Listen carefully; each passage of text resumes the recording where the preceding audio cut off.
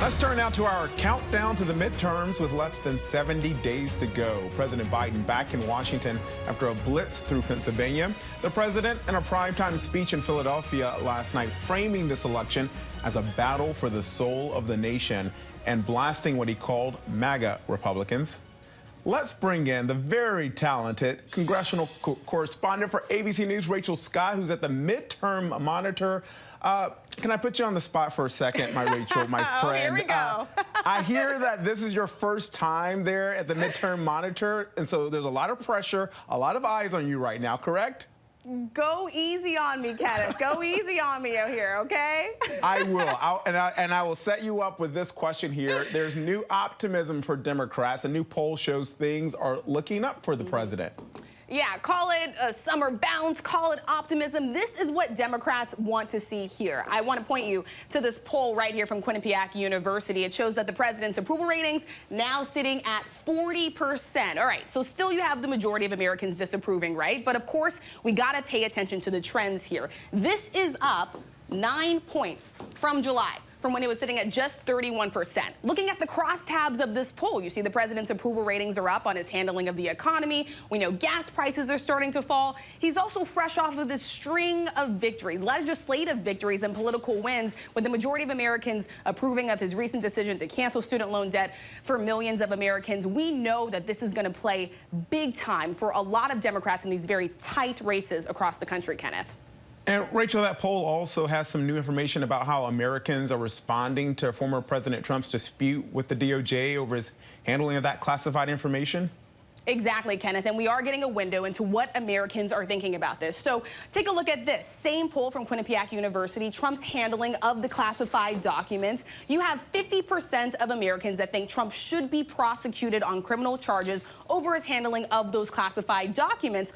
41% believe Trump should not be prosecuted. And then you have 59% of Americans who think Trump acted inappropriately in a way that he handled these classified documents.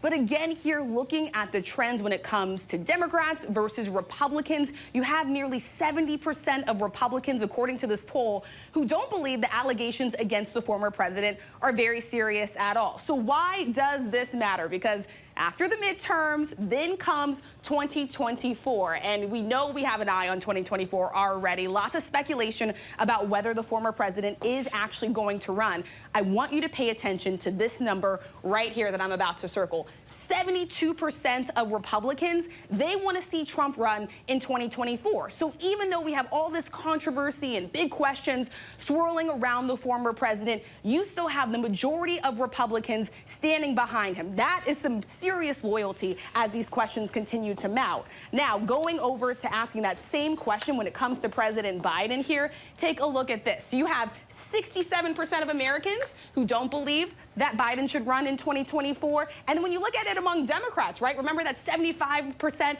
for former President Donald Trump when it came to Republicans, well, just 47% when it comes to Democrats wanting President Biden to run in 2024, Kenneth. But Rachel, the question here is, you see that number, but if he did run, would Democrats still vote for him? And that is going to be the big question. Who exactly is going to rally behind President Biden if he does decide to run?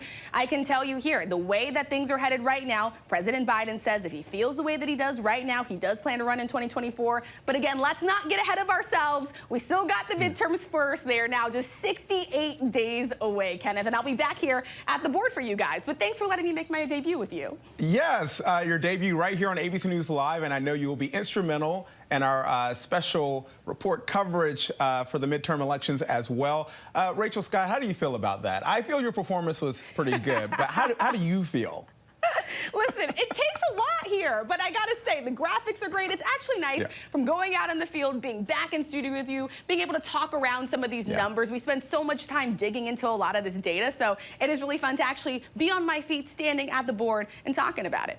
Yes, a very good high-tech way to illustrate what what we're seeing out there and what the numbers are showing. Rachel Scott, thank you so much. Your handwriting was beautiful. I loved it. I never doubted you. I'm gonna work on it. I'm gonna work on that. All right, Rachel. Thanks, friend. Appreciate it.